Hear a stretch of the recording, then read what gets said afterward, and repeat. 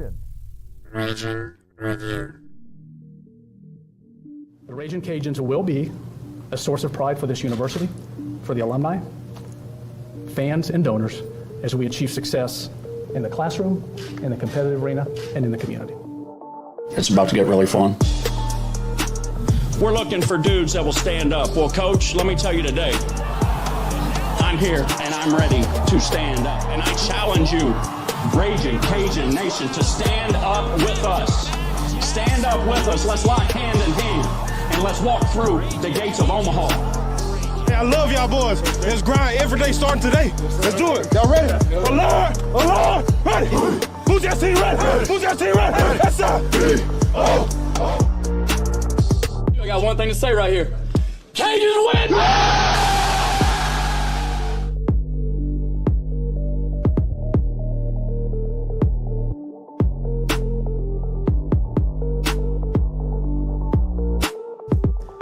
Ladies and gentlemen, welcome in to Ragin' Review on this beautiful Monday evening. The Monday before the Sun Belt Conference baseball tournament gets started. They're getting started tomorrow night with the play-in game. Of course, Louisiana will be taking on Marshall in I think it's a quarterfinal round on Wednesday. We'll talk about all that a little bit later. First, we do want to, of course, thank our sponsors, Award Master, Dr. Brett Venable and Acadiana Chiromed, Lafayette Roofing, Eat Lafayette, and Ragin' Hydration, all great sponsors of Ragin' Review, both our podcast, our website that if you haven't checked out yet, it's raginreview.com. All the Shawses we do are courtesy of those fantastic sponsors. We'll talk about them a little bit more later. First, got to welcome the boys, Jerry, Lane, Corn Pop. What does that mean, Corn Pop, Josh? What's that all about? Listen, I don't know if you guys follow the news, but our president that we just had he's fallen on hard times health-wise.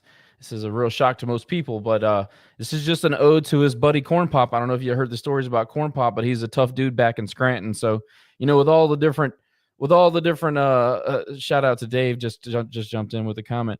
With all the different things going on, you know, we got people texting RC about trying to get into the boxing ring with me. You got Preston, you got all these people. I just figured I should show up with a tough guy persona today, so we're going with Corn Pop. I like Corn Pop. That's a pretty good deal. Jerry, Lane, you guys good tonight? You ready to get started? Yeah, I'm just kind of wondering, Corn Pop, do you rub the hair on the legs too? I do indeed have hairy legs. You got to rub, because I think Corn Pop used to rub the hair on the legs. I think it was part of the story. Full disclosure, I'm not super versed on the Corn Pop saga, but I know about the tough guy from Scranton. That's about all I know. That's as far as I go with Corn Pop, but it is a cool name. I literally have no idea what you are all talking about except for hairy legs, and I think Jerry wants to rub them. Boys, we'll move on to the games over this past weekend. Yeah, don't touch that, Jerry. Just let it go. I'll send you the link later. Thank you. Want to first get into the weekend. Of course, Louisiana faced Arkansas State, which we thought would be okay. Thank goodness we get to take a break from Southern Miss series, which was atrocious, and then we have two equally atrocious games. And let's be fair. Sunday we did some nice things offensively, but I mean, we only went 8-6. We had, I think, a 6-1 run lead at some point, and Arkansas State still chipped away with it at the end, chipped away at it. So it's not like it was a beautiful win on Sunday, but a win is a win. An ugly win is better than a pretty loss. But Friday and Saturday, or should I say Thursday and Friday, because I'm confused with the dates, but the Thursday night and Friday night games, not pretty whatsoever. We came after the Thursday night game, had a little bit of a therapy session, thought about doing it again Friday night because it was that bad. That is one of the worst losses that I could think of in a long time. And I get it. We've been run ruled 3 times this season, but to be run ruled by a team like Arkansas State, nothing against them. Arkansas State is obviously vastly improved than they have been in the season. And we'll get into what Dave said and expectations from this ball club, but expectations as a Ragin' Cajun baseball fan, Josh, is that we beat teams. We crush teams like Arkansas State. And again, granted, they are on the upswing this season or at this point of the season, but even if you lose a series to Arkansas State, you don't get run ruled by them on the game following one where you felt like you didn't have any momentum, nothing going for you, and then we lay that egg on the field. Just not acceptable in my opinion. No, agree. I think one of the brightest spots that came out of Saturday or Friday's performance was the fact that Deggs actually said the quiet part out loud, non-competitive. And I kind of beat up on Deggs for saying a lot of nothing in these interviews, but the fact that he came out and said this is not acceptable. We were non-competitive for the first time in 13 years. I promise that I'll get it fixed. While you never want to be in that situation because obviously you had a bad game before that to get those comments, at least we got some honesty. We've had coaches here that would never dare say the truth out loud. Robe was not one of those coaches, and thank goodness that Deggs finally came out and said we've all been saying for 55 games. So that is a silver lining, and we can get into the debate about how it happened or whatever. But you get shut out on Friday, you get run ruled, or on Thursday, you get shut out on Thursday, you get run ruled on Friday, and then on Saturday you go behind and everybody thinks the game is over, and then we had a nice 7-run inning there to come back and win, and that's fine, and that's fine. But Thursday and Friday were a low point for the Deggs era, and that goes back to his first couple of years here, where people were asking questions. Me at the very front of that line saying, "Oh gosh, what do we do?" It felt like that. It felt worse. I think that was a low point, and I think that actually fueled a lot of the fire to the conversations that happened over the weekend. I want to make this totally clear, and to Dave's point, we probably shouldn't be calling for Deggs to be fired. I'm not calling for Deggs to be fired. I don't think anybody here is.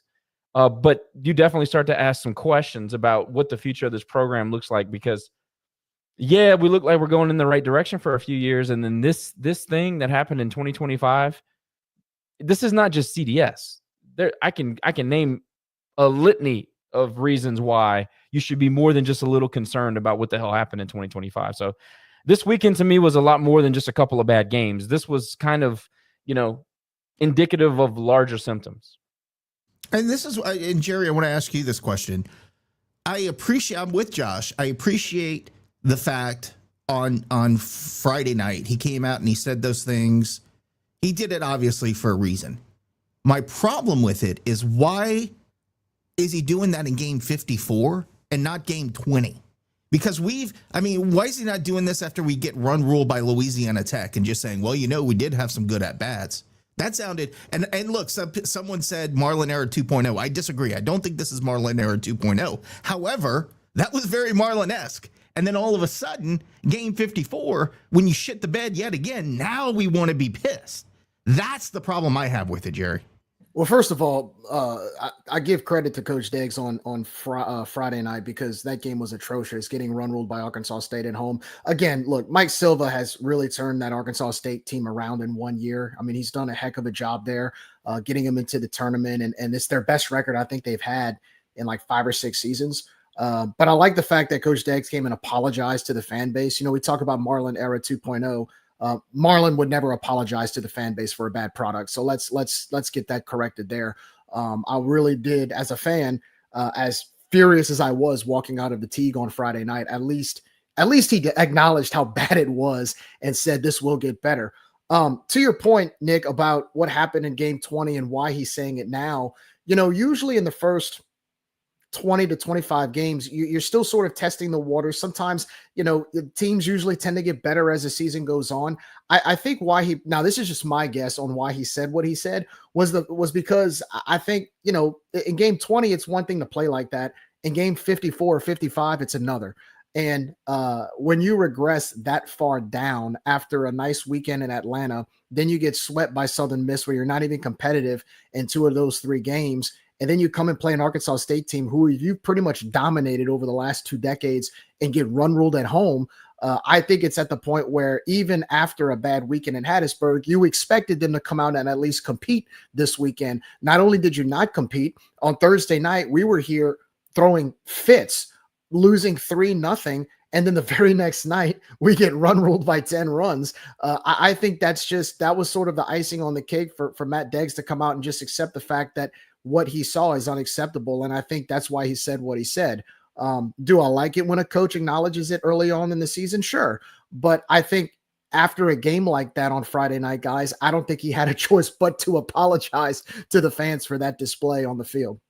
Well, we deserved an apology after having to sit through that crap. Lane, I know you spent some time with some of the players' parents sitting in Section A. They're down there. I know Jose's family was around you guys this weekend. What was the vibe with them with everything going on? I know, and again, we'll talk about Dave's pod in a second, because he alluded to, or he didn't allude to it. He said, players are getting pissed, and parents, and this is every year. And I tend to agree with that. You can only take that maybe sometimes with a grain of salt, because it's very emotional for them.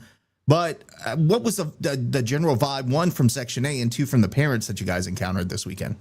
So as far as Section A is concerned, Thursday and Friday were not fun times. I'm honestly surprised that the majority of us sat through all of that. Now, granted, it was pretty hot, so some of us moved to different areas. But the fact that we actually watched that unfold was mind-blowing to me. A lot of parents were frustrated as well, because they didn't understand why there was no consistency with the lineups, because there hasn't been consistency with the lineup at all, maybe 3 games this year. And then we put out the 2 lineups we had Thursday and Friday. They're like, what are we doing? And granted, they didn't know at the time about the grade issues, I'm assuming. But the fact that we put out those kind of lineups kind of makes sense for the product we had on the field, because the guys that were playing weren't used to playing, and they couldn't get any momentum or consistency at the plate. I tweeted something out on Saturday, I think it was. You gotta be. It takes a special person to put a different lineup together for 54 games, completely different one every single game. And every single game you look at it and you say, this is the one. And it's never the same. And you do it 54 straight freaking times. You have a different lineup. By the way, we have 114 people tuned in, Jerry. So our 9 viewers, I think we're outdoing that a little bit tonight. I don't want to spend too much time on the weekend, because I kind of want to flush it, because we do have a lot to talk about. I'll give you final thoughts on this, Josh. For me, the most disappointing part of this entire weekend is how much we had riding on it. And look, Arkansas State did too. They had to win a game to get into the tournament, and then they wanted to keep on winning to improve their standing. All we had to do was win a couple of games, and we're holding on to that number 4 spot. It worked out. We ended up being number 5. But I think when you have, Arkansas State had a lot riding on it, and they showed that they had a lot riding on it. We had a lot riding on it, and it was the complete opposite. I think that, to me, was the most concerning part of the weekend. What about you? I think there's additional context. I think you get embarrassed against your rivals on the road. You hear everybody in the media, you hear us, you hear this negative press for a week. And to top it off, you have your family, your girlfriend, all you people, everybody who followed you in high school in town to watch some people graduate, final season, season finale at the Teague at home. And that's what you put together Thursday and Friday. I said it's lifeless. And I meant that it was lifeless, because that's how it felt. Even the crowd was lifeless. I mean, it's like, when you have a funeral that, down in South Louisiana, we have the wake first. It felt like a wake. It felt like everybody's sitting around just waiting for the funeral. It's just a horrible place to be right now, where we are, the amount we've invested in this program, turning it around from where we started when Dex got here to where we ended last year. It's just, it's a collapse, man. It's a collapse. And, we haven't gotten to Marshall yet, but I don't know many people that look at the game on Wednesday and say, oh yeah, definitely going to win that game. I don't see a whole lot of confidence in that game on Wednesday. And I'm not saying we can't win. It's baseball. We can beat anybody. I just don't know how many, I said it again on Thursday. It doesn't look like there's a bunch of guys on the field that want to keep playing. That's kind of where I'm at with it. And I'm worn out and exhausted as a fan watching this stuff. You keep trying to find ways to be optimistic. You keep trying to find ways to say, we can overcome because of this, because pitching has come around, because hitting is starting to heat up, because we're doing the small things to win games. None of those things are true. Even in the 7-run inning on Saturday, we had help. We had help to score runs. And the fact of the matter is that when this team doesn't get help to score runs, they can't score runs. It's a fact. I mean, that's what this team is in 2025. So, Yeah, it's just totally disappointing. I look at Marshall and I see them playing good baseball down the stretch. I look at our results to this point, and we're just playing poor baseball, not playing winning baseball, not finding ways to win games, finding ways to lose games. It's disappointing. Totally agree with you. Let's talk about Marshall since you brought them up. Look, vastly improved from last season. They were 18-37 in 2024, and now they're 31-24. They are definitely playing very well in their new home stadium that actually has lights. So congratulations to Marshall. I know they were waiting a long time to get that built, but at home they're 20-7, on the road 10-17. So not quite as good. Sounds to me like they might have a little bit of a hitter's ballpark there from what I've kind of watched. They're not going to hit for a ton of power, but they can definitely hit the ball in their ballpark. Lane did a great job, stat guy Lane, putting this together. Let me go ahead and pull it up for you guys. He did put a comparison of a couple different statistics between Louisiana and Marshall, and we'll go through those. We look at common opponents. Let's just start with that. Marshall beat USM in a series 2-1. Was that earlier in the series? I don't have it in front of me. I guess I would need to look at season, earlier in this season. First week in April. And I think Southern Miss has just, you can look at them and say they're playing good ball, but I think they've improved dramatically in 2 months. And not saying that they weren't a good team, they were a fine team, but I just think that they've gotten exponentially better. Pitching has remained consistent, but their lineup just continued to hit. It didn't matter who they played. The opponent was irrelevant. They just kept hitting. I mean, how many freaking, how many games in a row have they won? 15, 16. They just swept Troy, which is insane. On the road. Yeah, on the road. But we, of course, got swept by USM. They swept South Alabama. South Alabama lost to us 2-1 in a series earlier this season. They lost a series to ODU. We beat ODU 2-1. They swept Georgia State. We did the same. They swept Georgia Southern. We beat Georgia Southern 2-1. They lost a series to A-State. Guess what? So did we. Lost series to Troy, both teams. So when you're looking at this outside of beating USM in a series, really very similar in how their schedule played out for them. Looking at stats as far as pitching, and we'll go through those stats, and I'll get some opinions from you guys. Looks to me like outside of team batting average 272 to 259, you can look at the ERA. Again, that could be a little bit deceptive because again, Marshall does play in sort of a hitter's ballpark, but at the same time, they still manage to keep it sub 5.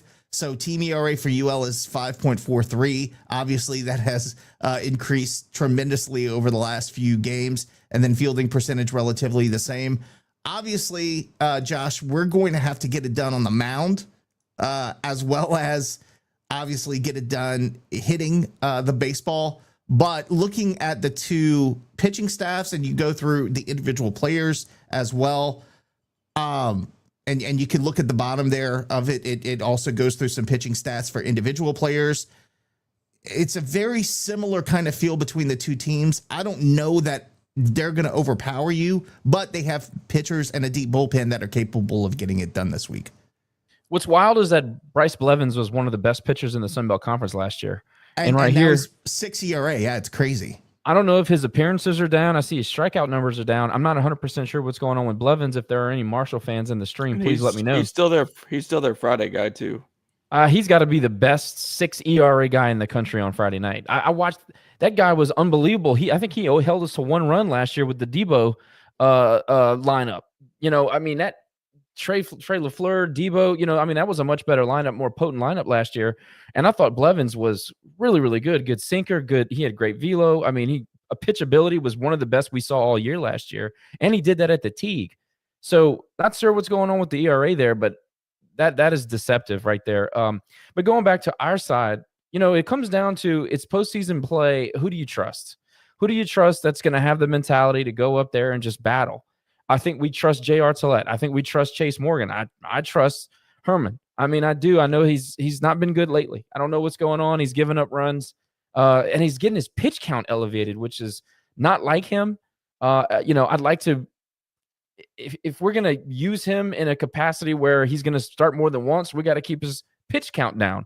Out of the pen, who do you trust? I guess I trust Raleigh Marcotte. I think Tate Hess has done some nice things, but Tate Hess is another one of those guys that are up and down. He's been good, he's been bad, he's been good, he's been bad. So which Tate Hess are we going to get?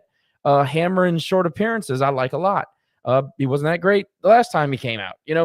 It's a I don't know, man. We lack consistency. It's just kind of one of those things we've been dealing with all year long. But maybe we're due for an upswing. I think when you're going to get out of J.R. Tillett every time he takes the mound. He's the same guy that start in and start out. Chase Morgan, look, depending on what the pain is with him, we still don't have the whole story. But you could depend on him between 2 and 4 runs in a start. If we can get 5 or 6 out of him, I'm not 100% sure what the rotation is going to be. Does anybody know if he's going to pitch on Wednesday? I have not been told any differently. I would expect he will. So, that shortens up his rest a little bit, and dealing with pain, you never know how that's going to go. I think that we can trust 3 or 4 guys to run out there. And I'm not saying that Marshall is like this unbeatable team. Marshall is just playing really good baseball. They're just playing together. They're playing good defense. They're getting timely hitting.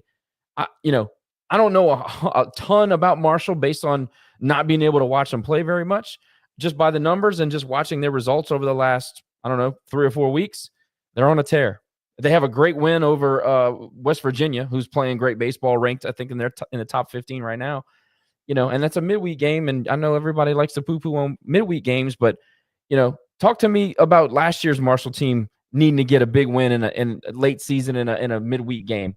So it all just depends on which version of our pitching staff shows up on Wednesday. After Wednesday, who knows? But as far as Wednesday goes, I feel good, and I trust 3 or 4 guys to go out there and get it done. Josh, I'll come back to you because I want to ask you the same question. But Jerry, I want to ask you. Let's assume that we're starting SEMO on Wednesday night. Who are you starting the next game, and does it depend on whether we win or lose? I'm thinking regardless, we go with Tillett because he gives you your best chance to win that second game and either continue playing in the tournament or get to the championship game. But your thoughts on what your pitching rotation looks like for the first 2 games for the starters? Assuming we start SEMO against Marshall, honestly, if you look at it, if you look at the bracket, we play the winner of whoever the first 4 seeds are. I think it's the lowest of the first 4 who play tomorrow. They go up against Coastal Carolina. So basically, if we win this game, we're most likely picking on Coastal. Right. I honestly like J.R. Tillett in that slot. I think because right now, if you look at last week, all 3 pitchers I feel like are on a pitch count. I know Andrew Herman last week didn't have his best outing. He was also on a pitch count, if I'm not mistaken, on Friday night. If you want to advance, I think you have to pitch. I think you have to pitch the guy who's been the most consistent in the weekend rotation. I think that's, as of right now, I think that's J.R. Tillett. To be quite honest with you, I wouldn't be surprised if they go with either Herman or JR against Marshall and then go with Chase against Coastal. I think it really all depends on who Coastal goes with as well in that first game. Because you know how we pick our pitchers. We like to do matchups. But personally, I'm with you. I'd probably go with J.R. Tillett against Coastal if we were to pitch SEMO against Marshall.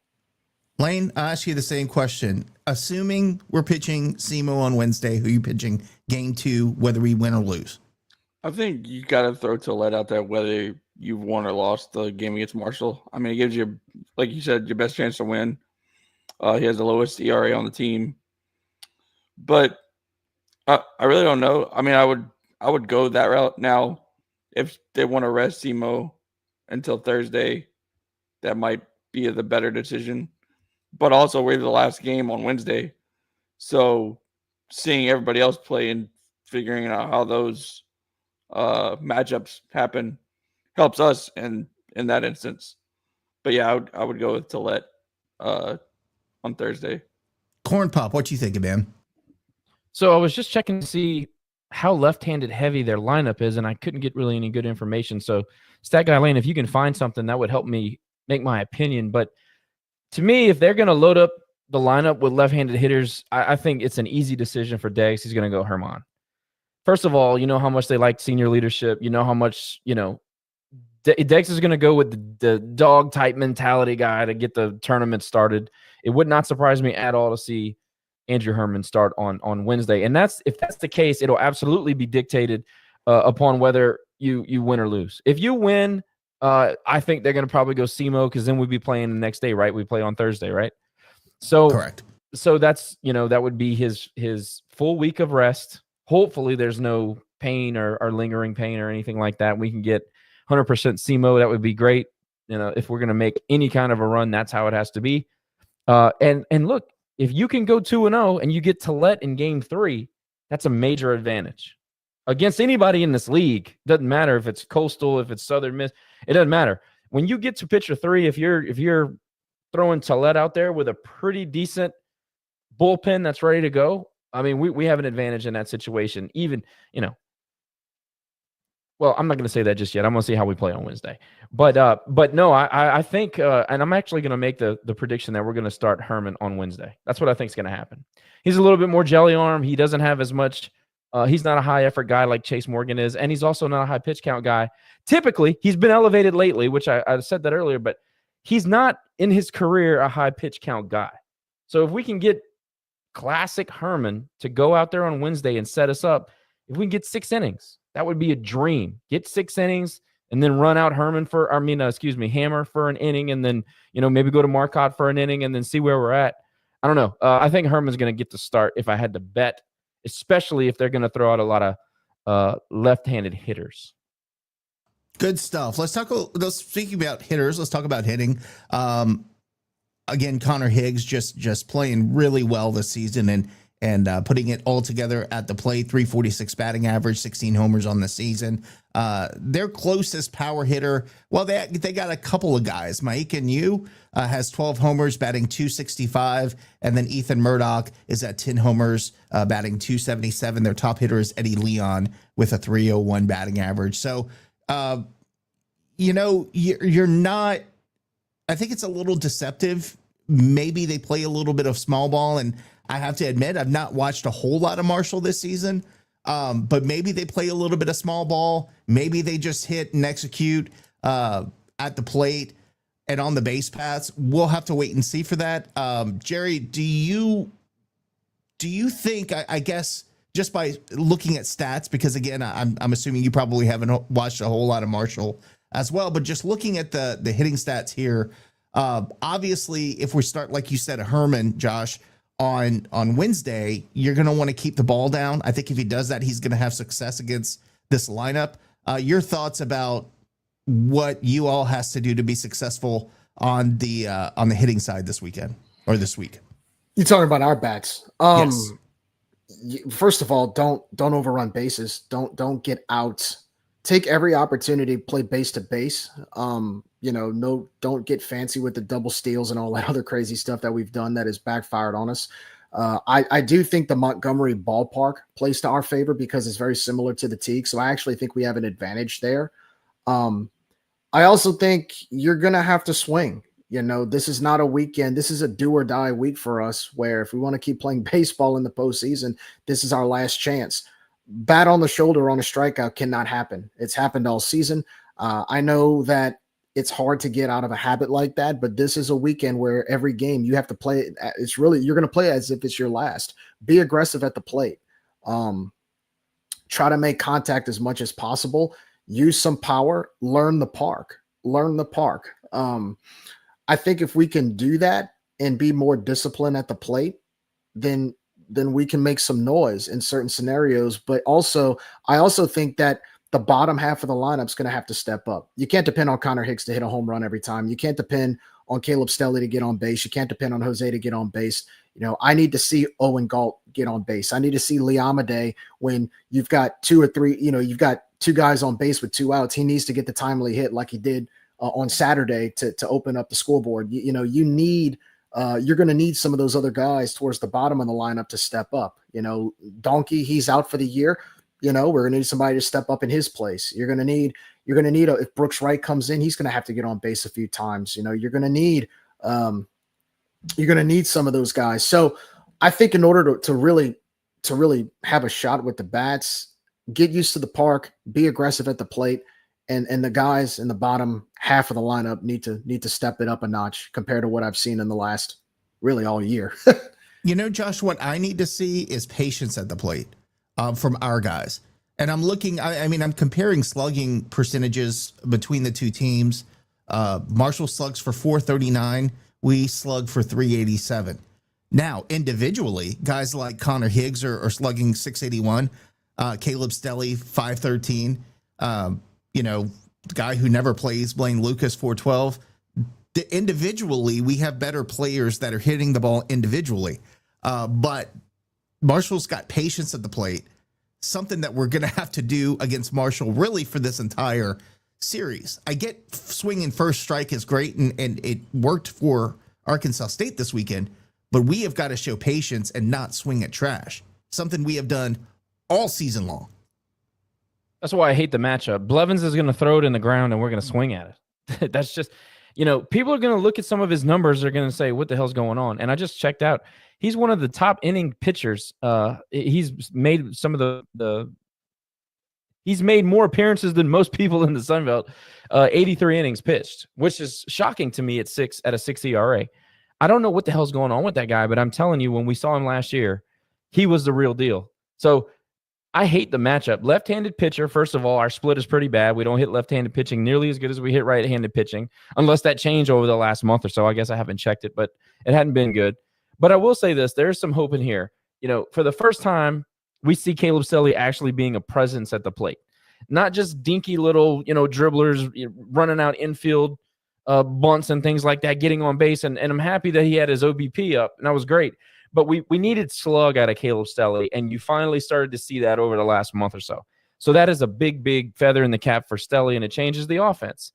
The other question you have to ask is, and I see Lane has Owen Galt on this breakdown, and the thing about Owen Galt is that he's been a little bit streaky, which is what a freshman does. But he hadn't seen the field that much lately. He's been kind of in and out of the lineup, which hasn't happened to him since early in the season. How does the freshman react to that? How does the freshman react to a tournament situation going into the Sun Belt Conference Championship? This is the first time. It's the first time they're going to see Montgomery. It's the first time they're going to play in a park like that. And I know it is similar to the Teague, Jerry, to your point. Big alleys and deeper fences and things like that. And yeah, it's going to be an advantage that we play in a park like that, but it's just going to be different for a freshman. And I like to say all the time, we're not young anymore. We're not freshmen anymore. They've seen too many games. We've played a full season. But it is a little bit different when you go on the road and you're going into a tournament scenario and you got all the teams there, and it's just different. So I'm going to be interested to see how the Collins and the Wrights and the Owen Galts of the world play and how they react to this environment. But we really need to see Owen have those at-bats. Like, he had a really patient at-bat. I think it was Friday. It wasn't the first at-bat of the game, and I don't want to get too deep into it. I apologize for going off on chasing a rabbit, but he had a really patient at-bat where he saw a lot of pitches, and he hit the ball hard. It was like 9th or 10th pitch of the at-bat, and I thought to myself, that was a really grown-up at-bat right there by a young guy. And that just bodes well going into a tournament scenario. So I hope that he can get on the field and feel some confidence. We've been throwing it in the dirt, 15 errors with Owen. You got to scrub that right now. We cannot kick it around this weekend. Marshall's a good defensive team. They're not the best in the conference, but they're solid. They're not gonna help you. And this offense, our offense, has needed help to score runs. I don't think they're gonna do that. I certainly don't think that Blevins is gonna give up 6 runs to this offense. The matchup favors Marshall from a starting standpoint, as far as I'm concerned. So offensively, we just got to get the older guys to contribute, and the young guys just have to be steady. I don't need you to go out there and go, 8 for 12 as a young guy trio, because we can expect probably 3 or 4 guys to be in the lineup. I don't need that. I just need you guys to go up there, have competent at-bats, have quality at-bats, and let the older guys do their job. And that's Higgs. And I've said it again.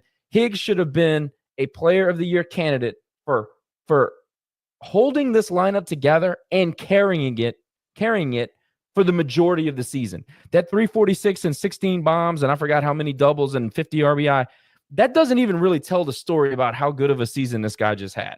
Literally was the only slug caliber guy you had up there carrying an offense and keeping us in games we really didn't have any business being in, somewhat similar to what Debo did last year in a lot of ways. So the fact that Stelly's coming on really helps out Higgs. And man, it sucks that Donkey's going to be out. I guess it's going to be a extended period. He was a linchpin to a productive lineup, but somebody's got to step up. Is it going to be Lee? I'd love for it to be Lee.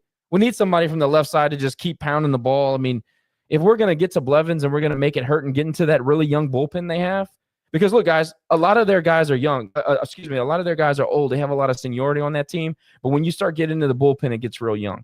Productive from a productive standpoint, they're not very productive outside of their young guys. They had to totally rebuild that pitching staff. So get into the bullpen early and often, and I think we'll be okay. Just talking about Marshall, obviously, but on Wednesday, I can see some advantages for the Cajun offense. Yeah, the one thing I need to see against Marshall, I think, for us to have a chance to win that game is what we did not do very often this past weekend. And Arkansas State did a really, really good job of doing was score runs and then hold the other team to nothing the next half inning. Every time we score, Arkansas State came back and scored that many runs or more. We have got to cut that shit out. We've done it all season. Those are the games that we lose and get our ass kicked. We cannot do that against Marshall or really any team in this tournament, because again, if we beat Marshall, we're most likely facing Coastal Carolina, and that could be a bloodbath. So I guess that kind of transitions. I really didn't plan on saying what are the keys to the game against Marshall, because I think we all know what the keys to the game are against Marshall.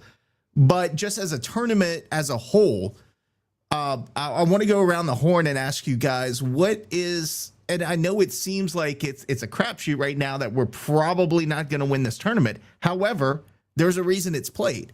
Look at Tulane last year. Tulane was awful. They go in their conference tournament, go on a run, and make some noise in a regional. So, Josh, what do we have to do to be successful to get that kind of run like Tulane did last year that we haven't done this season? What do we have to do to be in that game on championship game this week? Starting pitching will determine whether we advance or not. Again, I said it against Southern Miss. I feel the same way. We have one formula. Starting pitching has to be outrageous, and we've seen him do it. We've seen Chase. I mean, Chase is an All-American for a reason. We've seen Chase be absolute shutdown. He's the biggest, as far as a marquee arm, frontline arm, major league type arm, he's the guy for us. If we can get 7-8 out of him, assuming that he starts on Wednesday, assuming we get to Chase, if we can get that out of him, if we can get something similar out of Herm, and if J.R. Tillett can grow up on a stage, a big stage, that's the way that we navigate this tournament. There's no other way. There's no other way. We can't make errors, which we've been very error prone, especially when we play teams that we feel like are better than us or at least on the same equal playing ground. And just timely hitting. We're not going to go out there and score 8-10 runs. We're not going to overwhelm you with the offensive barrage. We're never going to do that. It's going to have to be timely hitting. Guys in scoring position with 2 outs. You got to get the hit, period. Doesn't matter if it's in the first inning, the 5th, or the 9th. We have not done that consistently enough in this season, and that has been our biggest bugaboo. Consistency in the lineup is way up there with concerns, but not being able to produce when your number is called and the game is on the line, the alpha at bats, right, that they call it, just not being able to get that done. But even with all being said, I still think it all boils down to the 3 guys that start Friday, Saturday, and Sunday for you all season long, or most of the season. It's going to be Herm, it's going to be Chase, and it's going to be Tillett. If they can't give you quality starts to go out there and set you up for at least a chance to win the game, and by that I mean 3 runs or less through 6 innings, 7 innings, you don't have a chance to win. And our bullpen is certainly not deep enough with guys that we trust. Not talent, the talent's there, but as far as guys that we trust that have skins on the wall, the bullpen is just not deep enough. So we got to manage the bullpen, and the way you do that is keep your starters in the game as long as possible. I mean, hell, we cut 6 flags over Osteen, so he's not going to be playing in this tournament. So we cut some bullpen guys. Jerry, again, and to your point, Josh, we can go on an offensive barrage for 1 inning. We've seen that happen. But then what do we do the next inning? We score 7, we let him score 8. We can't do that this week. Jerry, your keys to victory for the tournament this weekend or this week. I keep saying weekend. I don't know why. I'm so used to weekend games, but this week. Pitching's going to have to be flawless, like Josh said. You're going to need the top 3 starters to go at least 5 or 6 in each of those games to have a chance, with a guy like Tate Hess coming in and continuing what he started, even though, he's had some inconsistencies, but he's played a lot better as of late. I think again, the bottom of the lineup needs to step up. Again, you cannot depend on Connor Higgs, Caleb Stelly, and Jose Torres to bail you out. We're going to need some of that those younger bats to get some hits in long 8 innings. Also, too, a lot of mistakes we've made have been in the field. These bloopers with ground balls and letting the lights get in your eyes and costing you 2 runs. Can't do that. You gotta field the ball well. Fielding has to vastly improve. So I think, timely hitting is important. Bottom of the lineup needs to step up. Pitching needs to go. Starting pitching needs to go a good number of innings, and we just can't make mistakes in the field that we've been making all year. So basically, the best solution right now is a miracle. I'm just going to say that it's a miracle. Lane, aka Stat Guy, your thoughts on this week and what we got to do to win the tourney? I feel like as far as the offense goes, to be successful, we got to start fast. We have a lot of the games, especially the last several weeks, we haven't to become later in the later innings. So we need to get off to a quick start offensively by also getting the timely hits. Have the pitching staff go long and just limit the stupid mistakes like getting caught trying to steal when you don't need to steal, limiting the errors, things like that. And that hopefully will be a successful week. Cajuns and Marshall scheduled for 7:30 Wednesday night. It will not get started at 7:30. I can almost guarantee you that. I wonder if that could be a prop bet. You can't prop bet in Louisiana anymore, but that would be a good one. Will the Cajuns start at 7:30? Will not happen on Wednesday night, but look forward to watching the Cajuns. Probably going to be a late night, and hopefully they can put it together and get a win over the Thundering Herd. I think we owe them for the tournament. The championship game last season. We had guys that were out, so let's just talk about that. Anyway, moving on to the all-conference team. Josh, I know this is something that when it came out, you were like, WTF, and I think a lot of us said the same thing. Only two players on the Cajuns team making the all-conference team this season. That would be Connor Higgs making it to the first team, and then Caleb Stelly making it to the second team. I am less surprised at the fact that we got 2 players on the team. I think that's about right for how we've played and performed this season. I would have expected, and Connor Higgs was a shoo-in, I would have expected Jose Torres to be in that conversation. I know offensively he's not putting up fantastic numbers, but I put him up there as one of the better defensive catchers in the country. So it's not just me saying that. Listening to other team streams when we are visiting their place, they are all impressed with Jose Torres, and I know he's on some watch list or has been throughout the season. So I thought Jose would be on there, but he was not. Caleb Stelly was a little bit of a surprise. So Josh, kick us off with that conversation. What do you think about the picks for the all-conference team this season? Well, Jose Torres is definitely one of the better catchers in this league. His intangibles are elite. He does so many things well. I don't think he has an error in conference play. I think he's perfect, 1,000%. I shouldn't say that. I'll knock on wood. Well, he's definitely prevented a lot of errors. I can tell you that much. He's held the pitching staff together well. He has one of the fewest wild pitch or pass balls in the conference. He's done so many things well. I know his throwout percentage is a little bit lower this year than it was last, and I know his offensive production is down.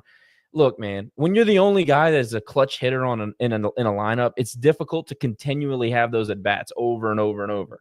I mean, you got to start swinging at pitches you don't want to swing at. You got to start fouling pitches off to stay alive in at bats. And look, some of it is just like, over the course of time, you just hitting 3 out of 10 is a Hall of Fame number. You know what I mean? So I don't know. I don't know if he was the best catcher in this league. I think Brooks Bryan deserves to be first team. I think he was first team at Troy, just purely based on his offensive prowess. I mean, that guy was incredible. We saw it firsthand here at the Teague. He hit some balls that still haven't come down. Brooks Bryan's he's a legitimate major league catcher talent. I mean, huge guy. He's got everything, and I think he's also 26 years old. But No, I was surprised to see Stelly on the second team. In no universe would I ever pick Stelly to be an all-conference player. And it's not because I don't like Stelly. I think he does a lot of things well. But, I mean, he was a no-show for 2/3 of the season. I mean, that can't even be argued. You go look at his stats through, like beginning of April, into March. There was nothing there to talk about. I think he was hitting like 240 and maybe a couple of doubles. I mean, almost no slug. And look, I know he had a little bit of an injury to start the season, and I can't take that away from him. Maybe it took longer than expected to heal from that, and maybe it did hold him back more than we even know. It just seemed like his at-bats were just not – he just didn't have a lot of quality at-bats. He was swinging at bad pitches. His plate discipline was not even close to what it was last year, and just felt like he was pressing. And we had an episode here one time where I said, the lineup, especially the older guys, looks like they're pressing every time they're up there, and he was the guy I was talking about. And then, slowly but surely he started to figure out, and now he's just barreling up everything that he sees in the last month or so. So I'm glad that he's come around and, 314 and, I think he had like 8 homers, and that's nice. It's nice. But all conference, I mean, Blake Barthol at Coastal Carolina was one of the biggest snubs I've ever seen. That guy. That's crazy, man. That he could easily be the second best second baseman in this league behind Nick Monasterio. So for him not to be on the team, man, that's a snub. But I was shocked by that. And look, I like Stelly, and I never want to, talk bad about our guys. It's not that I'm talking bad about him. I just didn't think he was one of the best players in our league this year. I think he has potential to be, and maybe he will next year. But I don't think he put together the campaign that warrants being on the second team. And also, he's the worst base runner I've ever seen. I mean, and I think you'd probably admit that. Yeah. I mean, some of the bad base running this year out of him is just like head scratching. Like, what are you doing? Jerry, your thoughts about the all tournament team, and you don't have to go into specifics, but anything you would do differently from a Cajuns perspective, or any overall players in the league that you're surprised did not make the team? I mean, I'll admit I didn't really see the whole list. I'll just talk Cajuns exclusively. I think Connor Higgs, I mean, that was an easy gimme. Caleb Stelly was my preseason breakout player, so I'm glad to know that he made the list. As like Josh said, as the season went on and he got healthier, I mean, he became the hitter we all kind of expected him to become from when he got recruited to play for us. So that's good to see that he's come around. So it's a good honor for him. Congratulations to Caleb. I think to your point, Nick, Jose would have been a good addition.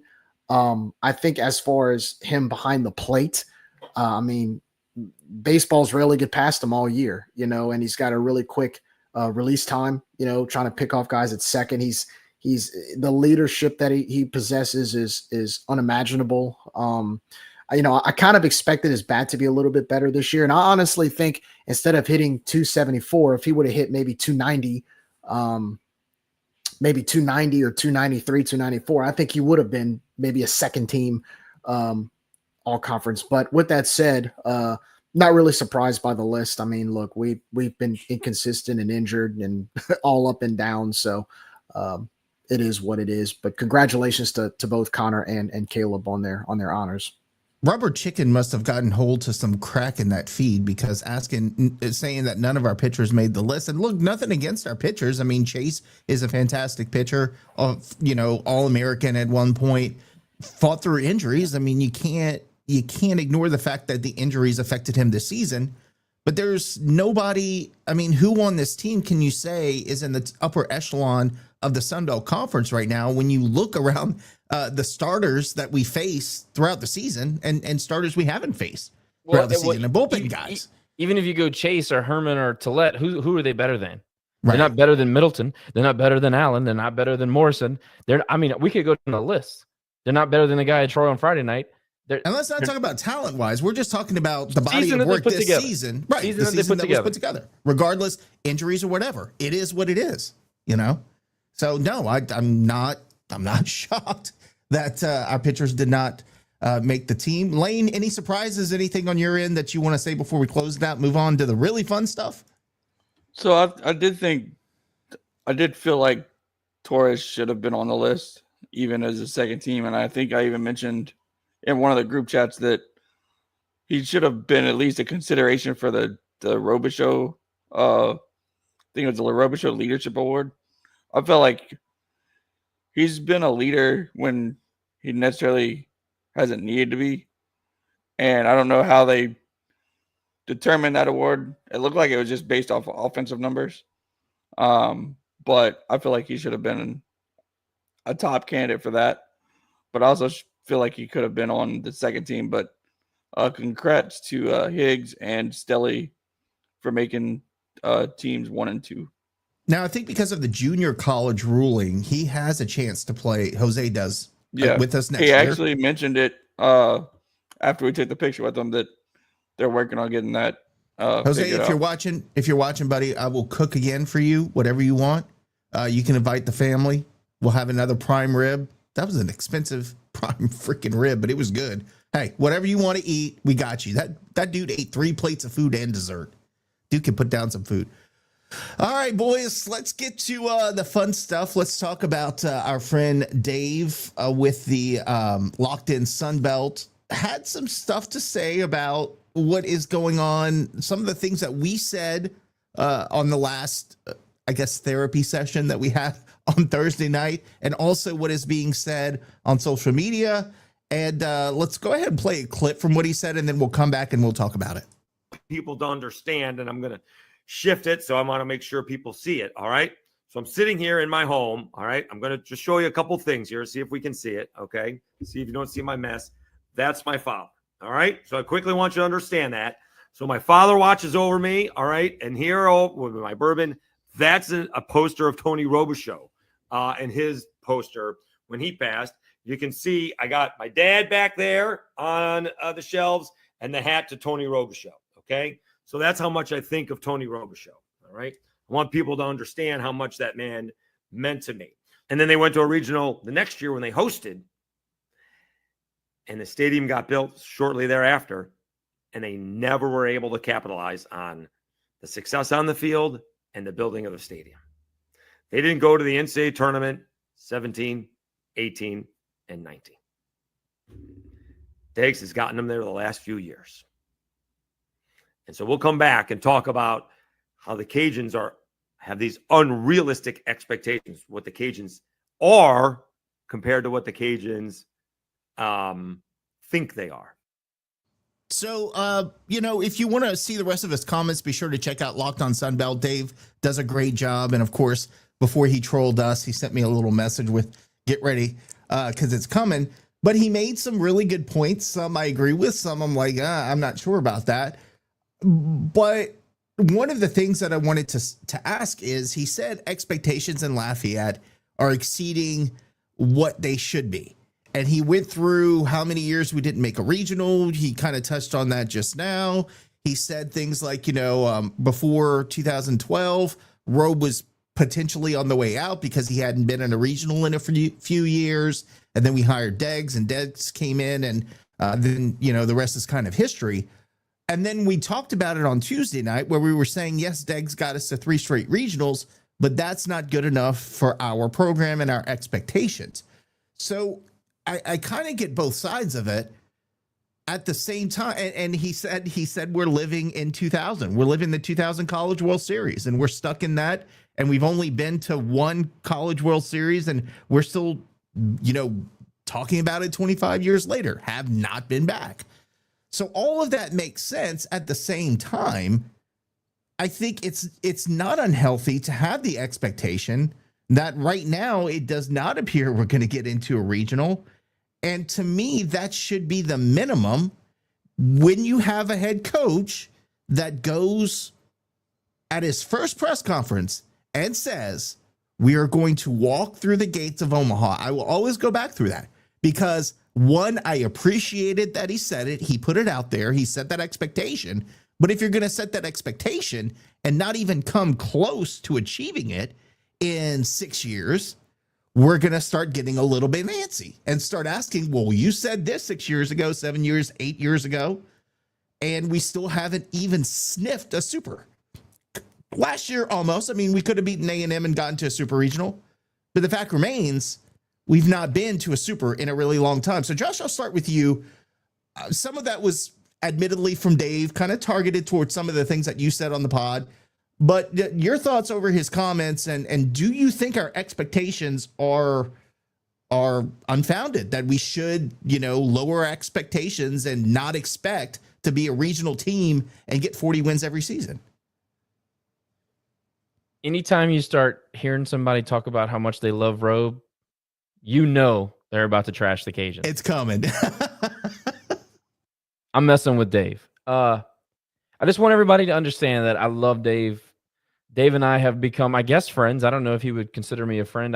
We speak from time to time. I have visited with him while he was living in Mobile, and we've kept up with each other. We help each other on some things.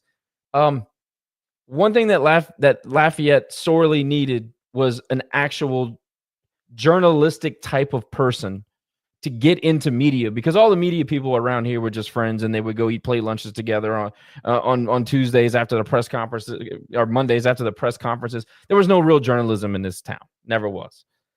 Dave came in here. People didn't like his style. He started asking real questions. He got real answers, and he changed the way people ask questions around this program. And I will forever be grateful to Dave for doing that, because it was so necessary in Lafayette. And I'm not even going to I'm not going to disagree with the spirit of his point. USM is about to go to their 9th straight regional. We went to 3 in a row a couple times. Cool.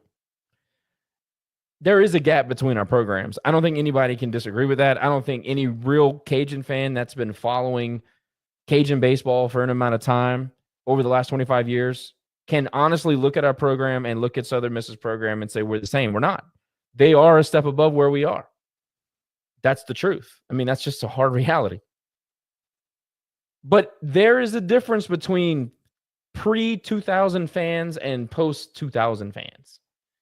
And I think Dave is conflating us mentioning going to the College World Series with us expecting to be there every year because of it happening one time.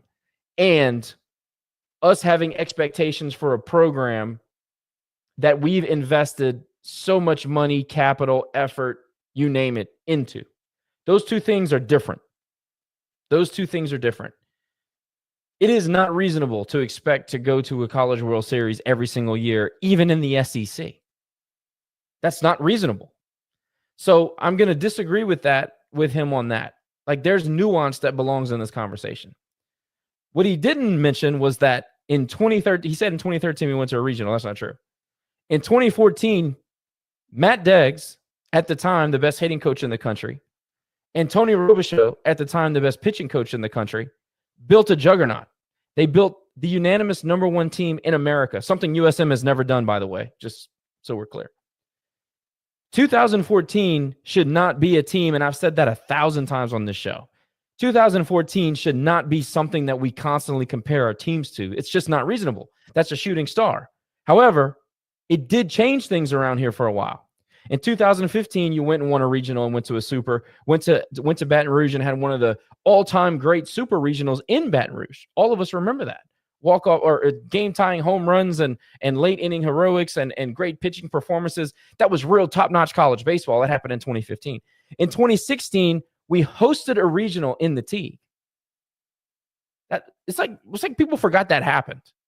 We hosted a regional in Lafayette and had the number 1 or the team that went on to win the national championship on the ropes, and really should have beaten them, to be honest with you. That happened in Lafayette. So that wasn't a flash in the pan. That goes into the history of what this program has accomplished.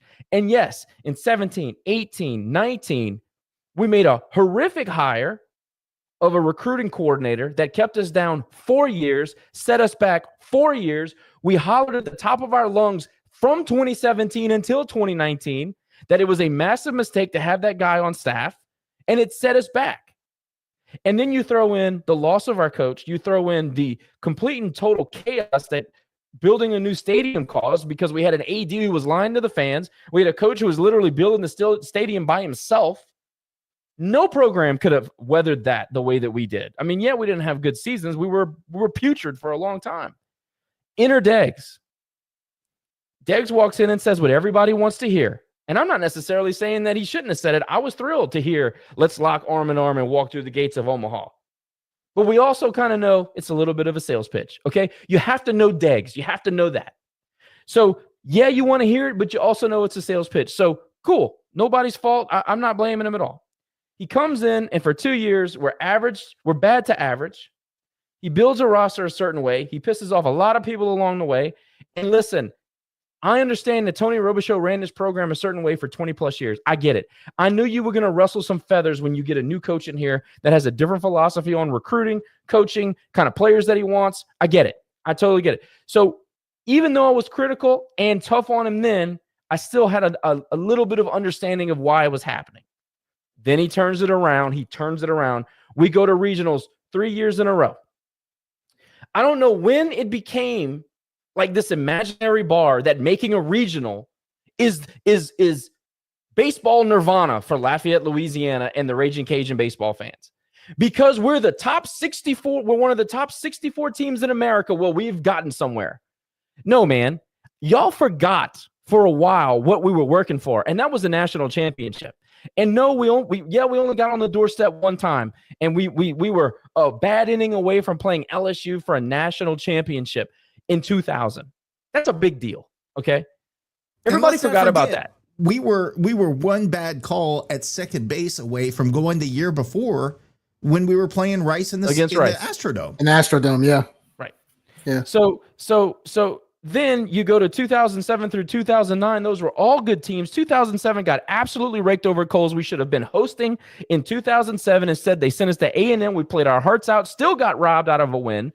And that team was one of the best teams we've ever had, some of the best players we've ever had. That belongs in the legacy of Robe, this program, and then moving on into capitalizing on what happened in 14, 15, and 16. A lot of those players still support the program. A lot of that history still helps propel us to this day. And while no, we haven't done what USM has been able to do, we fancy ourselves a top 30 program, not because of the results that led up to all this, but because we built a $20 million stadium. We put all these resources into recruiting. And I mean, just TrackMan costs almost I don't forget what we gave last year, Jerry, $1,000. It was a $500,000 project to get the TrackMan, I believe. So you got state-of-the-art cameras, you got state-of-the-art TrackMan. You built a turf on the stadium that you just renovated, or you put turf so that you could manage your costs for maintaining your park more. You've dumped assets, and you've made believers in the community of a program that's given you promise and shown you, hey, if you invest in this program, we can go to Omaha. We can host super regionals. We can host regionals. That's what we were supposed to do. That's what this was built for. And we were able to accomplish it a few times with, all within those time frames. So yes, what Dave said is correct in its spirit. No, we haven't been able to do what Southern Miss has done. Hey, we're a success. No. That should be the starting point. And I know, look, this has been one season. Yeah, everybody's saying it's one season. It's not one season. It's 3 seasons under this coach. It's 3 seasons. And let me reiterate, I'm not saying fire the guy. I'm just pointing out to everybody that everybody says, well, we went to 3 straight regionals. Well, we also were very, very average to bad 3 times. So it's 3-3. It's not 6. It's not 3-0. It's not his tenure here has been good and bad. There's been good and bad. This idea that Deggs is a savior of baseball is insanity. Well, and I think what I think it is, Josh, is we were bad for 3 years, but every single year we got a little bit further in a regional.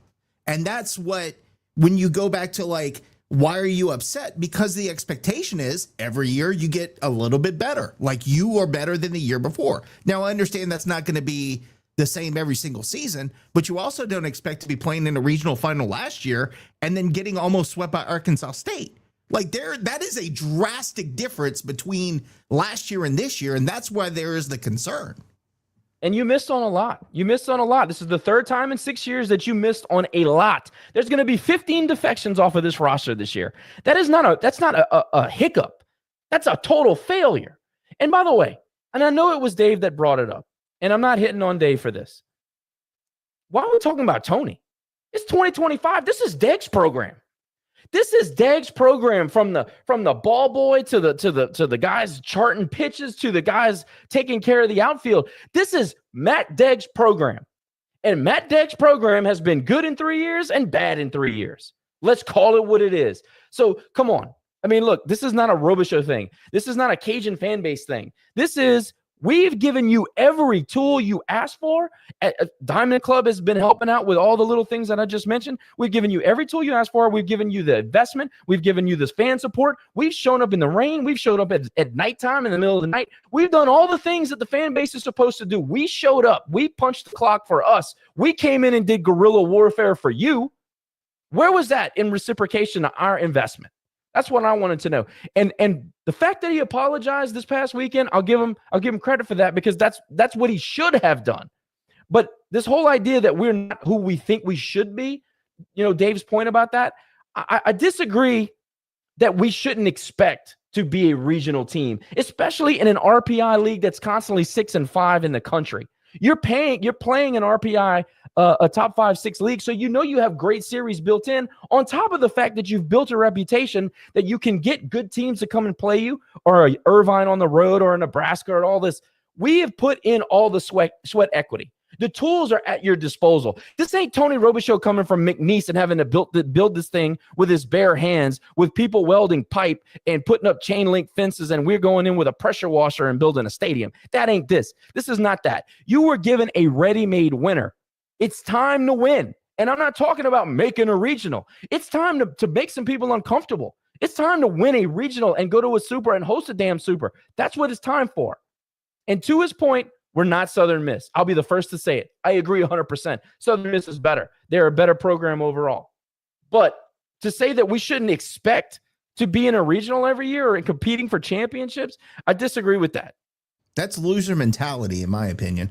Want to just give a shout out to Cole James Gilbo, giving up his white boots this weekend, but also welcoming in a new baby today. So congratulations. He's watching us from the hospital, Josh. You want to talk about dedicated watch listener dude? That's freaking awesome. Congratulations. Third one, I believe. Congrats, right, dude. Blaine? Yeah, that is correct. That is all-time awesome, Cajun man. fan right there. All right. Lots of sleepless nights coming, but I'm sure he expects it. Jerry, I don't really disagree with anything that Josh said, which is pretty unique. I usually try to push back on something he says, but there's really, I think that was a great perspective. And I'll say it again, not expecting to be in a regional tournament to me is loser mentality. Because, yeah, we expect to be in regionals. Like Josh says, we gave you everything that you asked for. It's here on a platter. Now it's up to you to put it together. Your thoughts about Dave's takes and anything you want to add to what Josh said? Yeah, I think Dave makes a point in the fact that I don't expect to go to Omaha every season, but Omaha should not be this far-reaching goal that we have. I understand we've been there once, but if you look at the last 15 years, I'll even go back to 2000, since 2000, 2002, you go 2002, 2005, 2007, 2010, and then you got 2013 through 2016. You're in regionals all those years, and you made, like 2007, you're one game away from a super. 2016, you're one game away from a super, which would have put you in 3 straight super regionals from 2014 to 2016. So you've made it close a few times where you've put yourself in contention to get to that spot. Kind of like credit to Southern Miss. That's what they did a few years ago when they hosted the supers 2 years in a row. We did that for a span of a good decade to 15 years. Then you go, but the problem is, and the issue is simple. To Josh's point, you built a $20 million stadium based off of that momentum. And since then, you've slipped a little bit. But then the last 3 years, you've kind of gotten back to competing. Now, in the NIL world today, things are a little bit different. I think now compared to 2014, that 2014 was an anomaly because it was a bunch of local kids that produced the #1 team in the country. In this day and age, I do think that actually works in our favor, considering the fact that I do think we can get local kids, and we've recruited local players to be on our team. But that was an anomaly in today's day and age for your better teams. Your better teams are spending a lot of money. That doesn't change the fact that I do think we still have teams good enough to compete to get in a super regional. Because to me, when you get in a super regional, it's not even about going to Omaha. getting into a super regional, it's fair game at that point. There is no how much money does this school pay or that school pay. When you get into a super regional and best out of 3, you're a top 16 team. That's fair game, and it's you're on. I don't think I'm not even going to say Omaha. I don't think it's a far reach to say, with all of the money we invested, the $20 million stadium, the fan base has grown tremendously in the last 20 years. The fact that we're raising money for a $6 million clubhouse, the fact that we're about to spend however much money on a scoreboard, all this money that we're putting into the program with the fan base investing in it, there's no reason why I don't think trying to reach a super regional is out of reach. I think we've put too much money into this program to say that just making regionals is good enough. Now, Josh, I'm gonna push back on you a little bit. I do think I'm not gonna downplay the last 3 years of a regional. I think I would say you're on the right track if you're doing that. The problem I have is the fact, to your point, Nick, this year, you don't go to 3 straight regionals, get into the final 32 last season, win the regular season title, and become ranked in the top, what was it? We were as high as like 13 or 14 last year, and then come back this year with high expectations, to the point where Kendall Rogers even said that our non-conference schedule can help us be in talks of a regional host based on RPI. If we did what we're supposed to do, you flip that, you go 26-29, you have the worst year in 13 years. And then you lose series to Arkansas State. You lose a series to ULM for the first time in 13 years to a team that just basically ran off their coach. You got swept by McNeese, which included a shutout in Lake Charles with 17 strikeouts. You got swept by Louisiana Tech. You had to come back down 8 runs against Texas Southern. You basically had to have 15 different walks and errors and whatever against Southern to squeak out a win. That's the problem I have with this team, and that's where the frustration comes from. With all the money we've invested and everything we've done, I know you have down years, but to have a down year like this and the circumstances surrounding it, to me, that's the problem. That's the issue. I think that's so frustrating, because even in a down year, you shouldn't get swept by McNeese. You shouldn't lose a series to ULM. You shouldn't get run ruled by Arkansas State and lose a series to them at home. That's my issue. And so the idea that, we got to fire Matt Deggs, no, I don't agree with that. But I will say, if we cannot, I said this last week, we cannot have a repeat of this next season. We're going to have to go into the offseason and find some guys who want to play, who want to fit the culture here and want to compete. If we're back here a year from now going 25-29 or 25-31 or whatever it is, sitting here talking about the same things we're talking about now, then yeah, that there should be some nervousness in that clubhouse, because that's not who we are. That's not what we built. That's not the month. That's not what we've invested in. So, like I said, I'll let this year go, because you're going to have a slip up every once in a while. But I'll say this: next year, it better improve fast, and no excuses. No excuses. We're past that point now. Again, the stadium we have, the fan base we have, expectations every year. I'm not going to say it should be Omaha, but I don't think a super regional is unreachable. We've seen too many, even in today's day and age, man. Southern Miss, Coastal Carolina. You look at some of the UC Irvine, Dallas Baptist, all teams worthy of making a super regional. I don't see why we should be there, or we shouldn't be there as well, with everything that we've put into it. Why? I have a question for you. Why should we expect to have a slip up every now and again? Because other teams in our conference that are really good, I mean, Mississippi Southern hasn't had a slip up in 9 straight seasons. A slip up for Coastal is getting a regional and going 0-2. I mean, a slip up for us being under 500 at this point of the season, that is so much more concerning to me than just expecting us to have we shouldn't have a slip up. Well, this should not be okay for anybody. Southern Miss, I'm going to give them credit. That's an anomaly, what they've been able to do. That is, I don't know many mid-majors that have been able to go to 9 straight regionals. Coastal Carolina facilities. Actually, we have better facilities than Southern Miss. This shouldn't be an anomaly. We should be kicking their ass. Look, Coastal Carolina, believe it or not, a couple years ago, either they had a losing season or they were around 500. I forgot when it was. I think it was either 22 or 23 or even 21. they didn't have the best of years. I mean, I might have to look Okay, that fair up. enough. So they won a national championship and they've been in a regional like 90% of the seasons for the since then. That is a slip. A slip up is that. A slip up is competing with the absolute top of college baseball and then going 500. What we did this year is not a slip up. This is a total failure. This is a complete disaster. They're going to have to completely root out the entire core. Well, outside of 5 or 6 guys, it's going to be a totally different roster going into next season. That's not a slip up. That's a failure. And I don't want to step on you. I'm going to let you finish, but I'm just going to say this. If Cajun fans want to throw a party for making a regional, y'all are falling for the propaganda. Matt Deggs has produced one team that can compete at a super regional level, and that was in 2023. We're not paying this dude double what we paid Tony, and we're not paying him at the top of the Sun Belt Conference, one of the best leagues in America, to make a regional and be a top 64 team. We're paying him to go to a super regional and compete with the top 16 to 20 programs in this country. This ain't a slip up. This is a disaster. So in 2021, Coastal went 27 and 24. So that was kind of like their quote unquote slip up. Now, with that being said, again, but that's why I'm reiterating next year. We're going to find out next year. They have a really tough offseason ahead of them.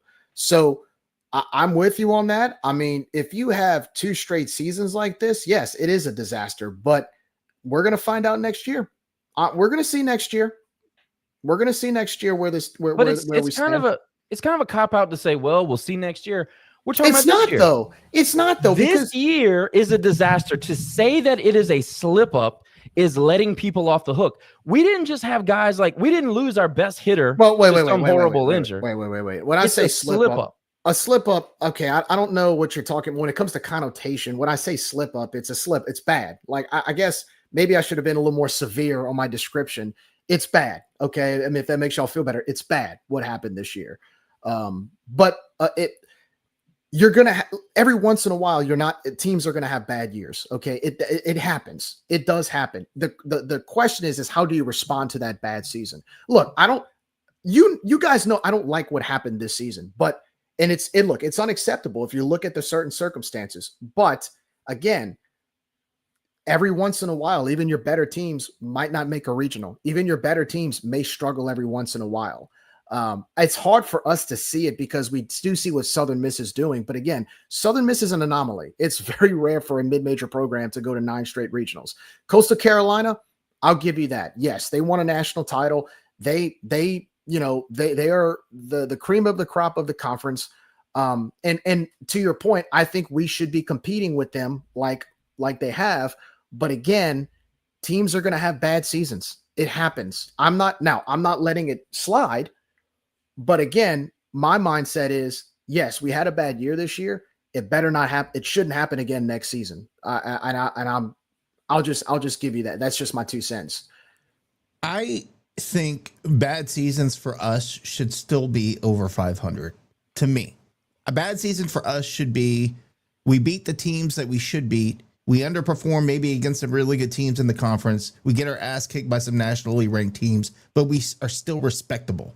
Even if we were fighting, that is one thing. That is what the season's not so much. I know I'm saying about 500. It's the way that we lost the games in the series this season. That is what concerns me more than anything. It's not the fact that we have a record, because again, we went to Omaha the next year. Guess what? We didn't even make the conference tournament. We played like absolute dog shit. We are playing like absolute dog shit for no reason. For no reason. It's Cole makes a good point here. By the way, again, congrats, Cole, on your newborn. But I said it the other night on Thursday. Usually every season, the Cajuns or any good team, you're going to have your returning guys, kind of the bread and butter of your lineup, and then you're going to have 4 or 5 guys that come in and step up, whether they're JUCO or a transfer or a freshman, that come in and fill in that void in the back part of the lineup. We haven't had that this season. Outside, I know, Josh, you mentioned Markle, but Drew's been hurt. We really haven't had that consistency of guys step up, and you're seeing that in the results. That's why I've been reiterating this week. That's why the bottom half of the lineup needs to step up if they want to keep playing baseball.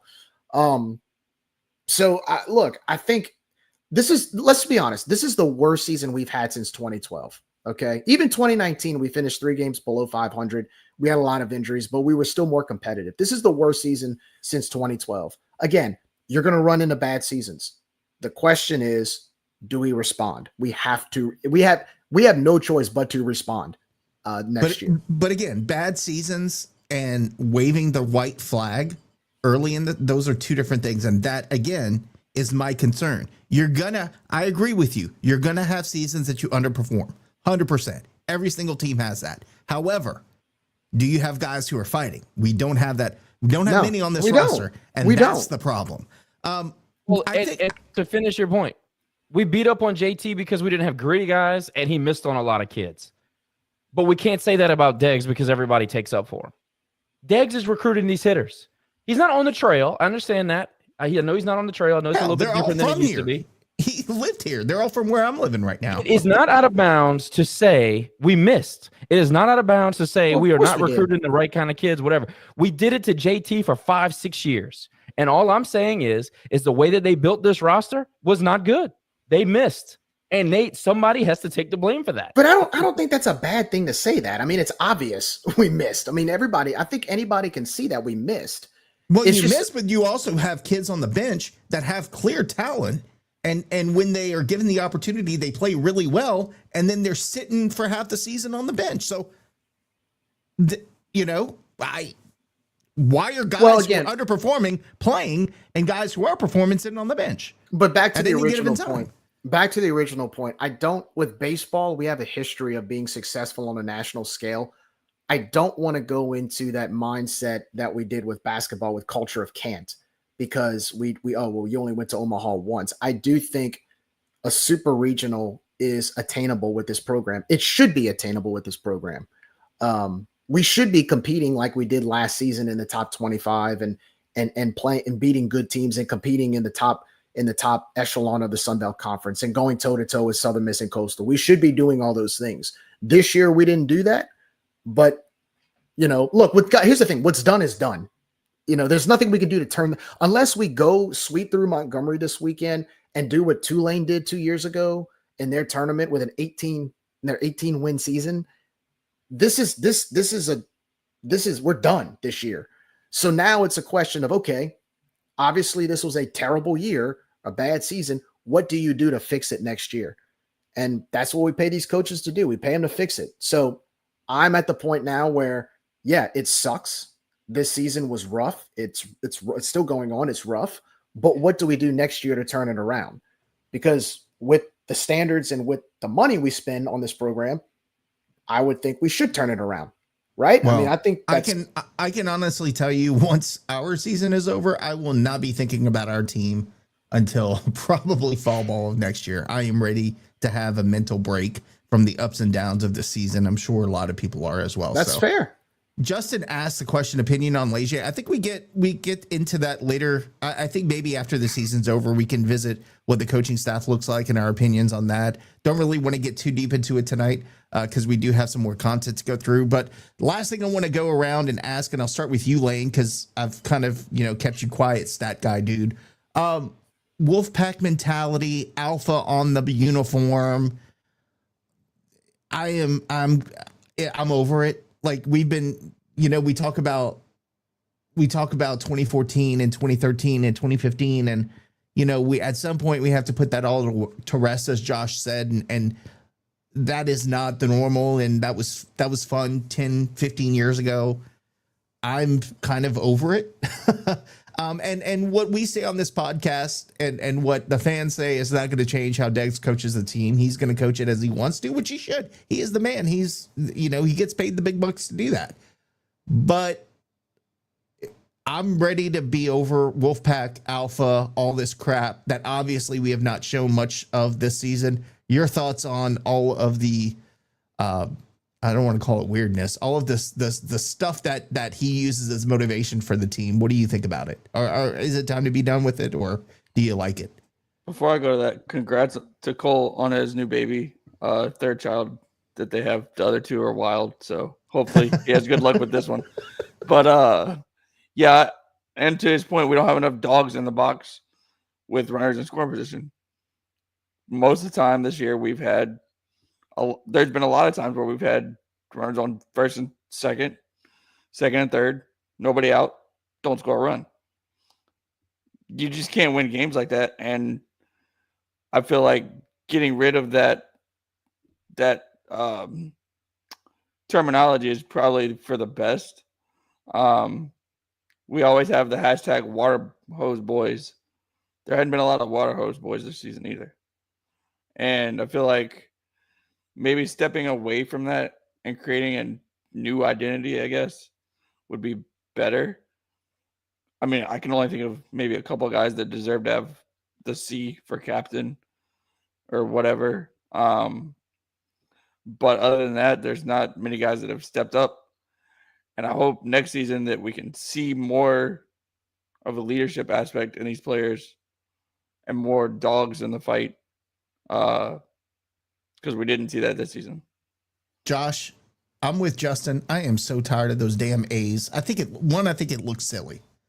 I don't like it at all. But again, that's just one man's opinion. Your thoughts about Wolfpack and all that other stuff.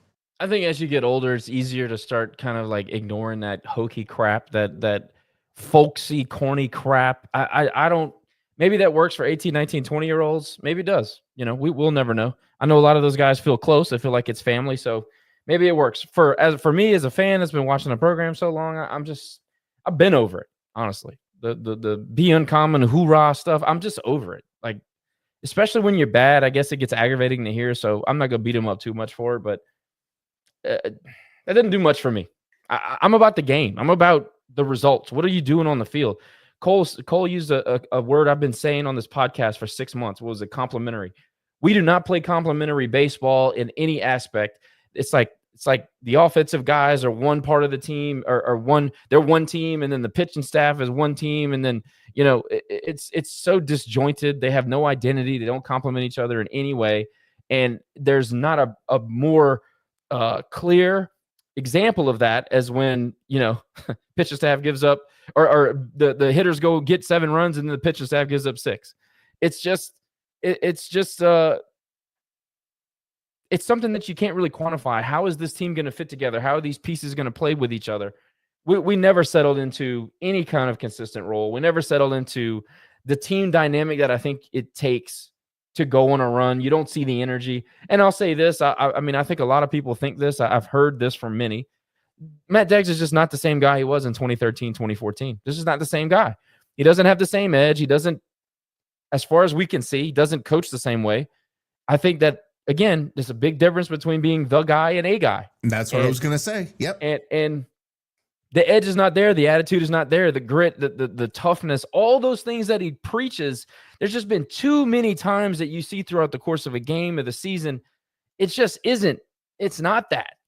I see what you say, but I see what you do. And what you do and what you say don't match. And everybody hates Tommy Vitello. Everybody hates Tennessee. I get it. But Tommy Vitello does exactly what he says he's going to do. He barks and he bites. And as much as I don't like the guy, because I think he's kind of a jerk, and as much as I can't stand the way his players act, at least I'll have respect for him because he is who he says he is. He's not just doing clips and bites for the internet. So I don't know if that's what Matt's doing. It kind of feels that way a lot of times. I don't see the other coaches really doing that. So I don't know. I still haven't figured that whole aspect out, but I just don't feel the fire and the energy and the one for all for one type of mentality we've seen in this program and all that alpha stuff and water hose boys and all that. I hate all that. I really do. We had one water hose boy team, and that was in 2014, and it should have ended then. And we tried to resurrect that and pull it out and start using it again for social media. And I think that had a special place in the history of our program, and I wish we wouldn't have started doing it again, because this is not that. Again, completely different mentality on guys, completely different team. It's not even close. So that's just my thought on it. Jerry, I'll let you wrap it up. Your thoughts on Wolfpack, water hose boys, all that good stuff. I mean, I'm indifferent to it, honestly. I don't pay too much attention. I just think that if you're going to use those slogans, you got to play to it. The point of having that kind of stuff is to actually represent what a water hose boy is. Water hose boy is somebody who's going to be grit, get their uniform dirty. They're gonna run extra hard to the base. They're gonna dive for a ball. And I really haven't seen much of that, this year. And I haven't seen that grit to the point of, you were talking about the A on the jersey and all that. I mean, if that's something they want to do in the locker room, good for them. But if you're going to have these letters and you're going to have these titles, you got to play to it. You got to play to them. The reason why they exist is for you to represent what the slogan is. And if we're not, then that's when people say, okay, this is cheesy, because obviously it's not working. It's kind of like Coach Hudspeth's last season, right? He tried to give those pep talks, hold the rope, blah, blah, blah. Well, in 2017, when we were losing, nobody wanted to hear that. Fans weren't showing up to games. They don't want to see that. It was cheesy, right? So if you're going to use it, make sure you use it and it works and it's effective. Last year, the Water Hose Boys title was a little bit better because we were ranked and we were competing and we won the regular season title. It's a little bit different when you have that compared to this year where you're getting run ruled by Arkansas State. So if you're going to use it, if you're going to use those terms and those slogans and quotes, play to it. Play to the reputation that you're trying to use. Can I just be honest? I just don't like the A on the uniform because it's too much, man. I just don't like the look of it. You got the Sunbelt patch, you got an A, you got this, you got that. Like, there's different letters too. Is it like one an A? I don't know. It's all dumb. I don't like it, and I'm not saying the concept's not smart. Maybe it works. I personally just don't like seeing it on a uniform. I'm a baseball traditionalist when it comes to that stuff. I hate seeing the Sunbelt patch right here. I'd rather it be on a shoulder. But you know what? If that's the worst of my worries, then I think we're doing okay.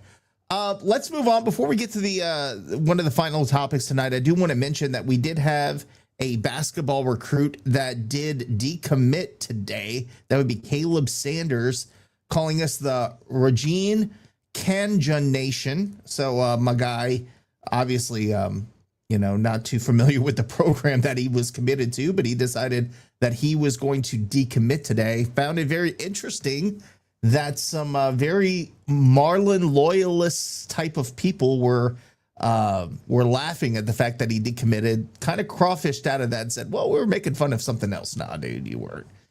You were totally making fun of the fact that Q lost a commit, but that's fine. We got plenty more on the roster, and frankly, boys, somebody didn't want to be here. Now's the time to get rid of him because, I don't want that kind of person on the team.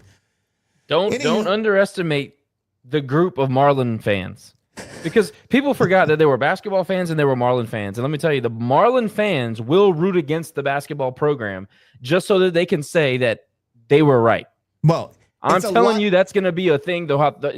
As long as Q's here, it's going to be the Marlin fans against the UL basketball program. Sounds like the Lotif situation. I was going to bring that up. Yeah, very familiar. And that kind of faded away eventually. And our buddy Don that started running his mouth today on the internet, he's a Marlinite. Buddy. Boy, he crawfished out of that comment, huh? Once we started questioning his intent. But I don't understand. Here you have a basketball coach that basically put one of the best recruiting classes that we've ever seen in a span of a few weeks. Like, this roster is a top 3 roster in the conference, and you're laughing that one of those good players left. Like, no. He was laughing at something else, Jerry. We just misunderstood him. I'm just like, look, I understand if you're friends with the former coach, great. But I thought you were a UL fan. I didn't realize that, you know what? I'm going to stop. We have too much to talk about. I'm going to stop. That's like saying you drive a special vehicle and it turns out it's a bus at UL. I mean, it's the same kind of thing. You crawfish out of it. Anyway, let's move on, boys. So the fun stuff, our buddy Preston on the X app. What's his last name? Is it Guy? Is it Preston Guy? Even his name sounds dumb. Preston kind of tried to clap back on us. And let's talk about this, Josh. So you actually made a pretty witty comment to him where he said, so what was the exact comment? It was like a one-word thing you said to him on Twitter and he just lost it. Listen, I pride myself on never throwing the first punch. That's what he said, though, right? He said, I never go after those guys. No, I never throw the first punch. But I will say this, and this is in all fairness to Preston. had a couple of beverages watching the Preakness on Saturday with the boys, got a little loose on the Twitter, and he made he said, this is embarrassing about softball. So this is big bad Mr. Football content Preston Guy taking a shot at TSAB softball. And I thought, that's a little over the line. So I wrote, like your content. And then, of course, all hell broke loose after that. But I will say it was my fault. I started it, in all fairness to Preston. I typically never throw the first punch, but Saturday was an exception to that rule. But no, don't take a shot at softball, dude. You're supposed to be a football guy. What are you doing? So, yeah. You're supposed to be an LSU guy. Bleed purple and gold. Now he wants to shit on the coach in the program. Big J journalism. It's funny. His clapback at us was posting a screenshot of, I guess we have an RSS feed set up for our audio stuff that just kind of automatically does it. And it didn't get a whole lot of views on, but it does. I'm surprised it gets any views on YouTube. Well, that I set that up because we have a portion of our fan base that is older. And once they found us on YouTube, they don't know how to navigate to Spotify, Twitter, all these other places. So this one individual asked me, could you just upload it as a video and I'll watch it on my desktop, or listen to it on my desktop. So Preston Guy, being the, super honest Big J journalist that he is, he goes and finds the RSS feed on, and for people that don't know what that is, it's just an automatic update to our YouTube, which is all our videos and our live streaming. All it is just an audio of a file that has just a picture of our logo. And it's just for people who will sit there on the desktop and listen. Literally nobody does it except like our grandparents. So this guy who he knows this, he goes and finds the most, if you take it in, without context, it looks bad because it has 15 and 20 listens and views. He goes and snaps that and puts it in a Twitter post to say like, oh, you guys get no listens and you get no interaction. He said it was embarrassing because we were grown and we spent a lot of time on it and nobody listens. That was his, massive clapback. So first of all, he didn't correct himself when we showed him, a good journalist, when you prove that they're wrong, they correct themselves. They say, my bad. Yep, you're right. So we proved we get a lot more listens than 19 people a stream. You know what he did? He retweeted other people's comments about our views sucking, which just, again, shows the character of this TSAB dude, which you're not surprised about. Then he makes a comment, oh, you guys, I never attack first, which I proved him wrong yesterday. I never attack first, but I'm going to destroy you. And then you act like a victim. Preston Guy almost cried. He blocked people. He attacked them because his wife's gumbo sucks. And look, we're not attacking his wife. His wife is probably a wonderful human being. God bless her. But her gumbo looked like a baby diaper. I think somebody posted that on Twitter the other day, an actual picture of a dirty baby diaper. Is what it is, brother. Nobody's attacking your wife. Oh, how dare you attack my wife? You want to talk about playing victim? We were just saying your wife's gumbo sucks. Let me just go in on this guy so he can get his clip so we can have our interaction. So you might be sitting out there wondering to yourself, who the hell is Preston Guy? We were too. Had no idea who he was until last year when he started throwing a temper tantrum on the internet. So this Preston Guy claims that he is a manship journalism graduate at LSU. He's a reporter. He is a writer, a journalist. He graduated from Big J journalism. What it doesn't say is that he got shit canned by the Advocate because I guess he was terrible. He now is paid by Mike Scarborough. And for those of you who don't know who that is, he runs a site that's equivalent to Rage and Pagin, and he has an outdated magazine. That's how Preston Guy makes money. This is his Big J journalistic job. That's what he does. I think he does some moonlighting does some media for an automotive company, a car sales company, something like that. But this guy's a big time journalist, big time. recruiting for TSAP, and he does a show that I guess people watch, but I don't spend my time on his page, so I wouldn't know all the way. But he has this Twitter army of morons, and I can't figure out if he paid them, if they're bots. I'm still trying to put those two things together. But a person that goes to the manship school and then works for Mike Scarborough, if I can give you some sort of an equivalency, that'd be like going to get your degree in chemical engineering and then taking a job at Sherwin-Williams. That's essentially what this dude does. And then he has the audacity to get onto Twitter, talk to me about anything. He should never talk to me, but he clips our stuff and acts like people don't watch the show. He knows that we have an aggregate number. He knows that we broadcast over several platforms, but he also knows that we're 4 amateur guys that get together, drink beer, and talk about our school. He knows that we're not making a living off of this. He knows that this is not a big deal to us, but he tries to compare himself, who's a Big J journalist from the manship, working with somebody that's paying him real money to do a magazine, and he tries to make some sort of false equivalency. It's embarrassing. It's sad. And he still finds ways to make himself look less classy. Every single time he posts about us or anything else, he went on a profanity-laced tirade against Nick. He called him a homosexual slur or a homophobic slur. He's done worse in the past. I have the receipts. I could definitely share them if I need to. But this guy's a clown, and nobody really knows who he is, but he suffers from that lie that people that go to Baton Rouge are told, that if you give us a bunch of money, you're by proxy better than people that went to UL or Tulane or any other school, state school in this country. But he's not. He's an idiot.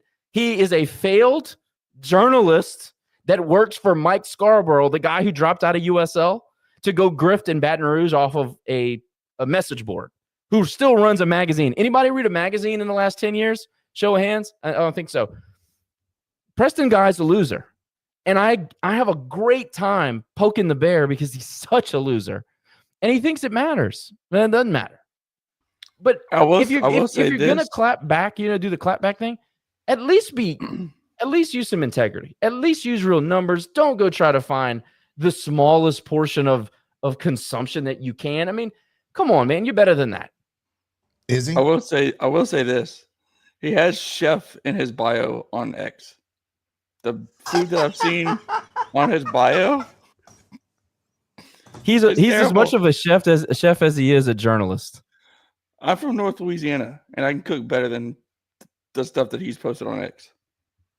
It's at least.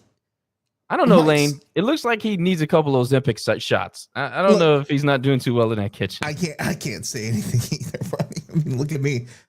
But the thing is, if you are this big, huge, super important journalist that gets millions of views, he told me, I get millions of views, and I shit post. I post, and I get 16 million views in a year, and I don't care. I don't care. It's funny to me, and it's like, oh shit, people are paying attention sometimes. But I really legitimately don't care. But it's so funny when he's like, well, I'm a sports reporter and I get 1 million views a year. I don't care, dude. At the end of the day, you are writing for a guy who nobody liked at USL. He dropped out. He tried to get close to people. They didn't let him. So then he went to LSU and is now writing for them and shits on us because our folks wanted nothing to do with him. And it, at least credit to Mike. Mike doesn't take the bait. Mike just ignores it all. Dude, if you really want to be this super important journalist you claim to be, then quit fighting with everybody. And it ain't just us, Josh. It's literally anybody who disagrees with anything he says. He comes up with a terrible argument, and then he's got his little legion of fools that are just like, you cooked him. No, he didn't. He has to pay for those, right? That has to be bots. This is not Nobody's real life. that stupid. No, I think they are. Dude, it's embarrassing. And it's a whole bunch of people with 5 followers. So that's why I'm like, this is weird. Some PhD guy cooked him over a racist comment that he made. And then the things that he said in response, I'm thinking to myself, There's no way that this person made it past high school, let alone the manship. There's no way. But look, I've already spent too much time on him. I just wanted to remind everybody, if Turbine started a magazine, that would be the equivalent. So if I went and worked with Turbine at his magazine and Rage and Page, and that's the equivalent of Preston Guy writing for Mike Scarborough at Tiger Bait. It's embarrassing. And this dude has the audacity to put journalist in his headline. It is hilarious. It's hilarious. Anyway, I wanted to say that so they could clip it and turn it into what it's inevitably going to turn into. But I mean, come at me, dude. Y'all are grown men and you're working on your podcast and nobody's listening. It's like, dude, go fuck yourself. Thank you for saying it. I can't say it, but I appreciate you saying it. Jerry, you've been really quiet. What you got to say about this? All right. Thank you. Yeah. All right. Well, I think we've, like you said, spent enough time on this. Check his burners after this. He'll say something. Yeah, your wife's gumbo still sucks. All right, let's get into the lanyap and then we'll call it a night, boys. I did want to ask this weird question because we've been all over the world all season and have asked about restaurants and all this stuff. In an alternate universe where UL does not exist, okay, let's say tomorrow, it's kind of like the question, if all the humans, left the earth, how long would the electricity stay on? Well, it's kind of the same thing. Let's say UL did not exist. Tomorrow, you blink, UL is gone. Who are you supporting? What is your team? What is the university that you're pulling for athletics-wise? Lane, I'll start with you.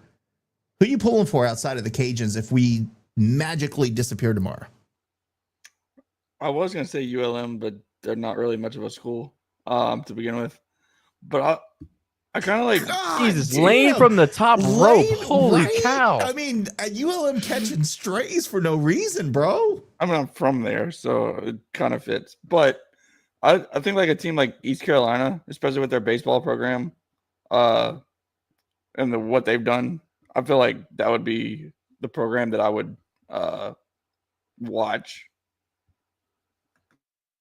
Okay, I appreciate that. Jerry, what are your thoughts? Who would you be pulling for?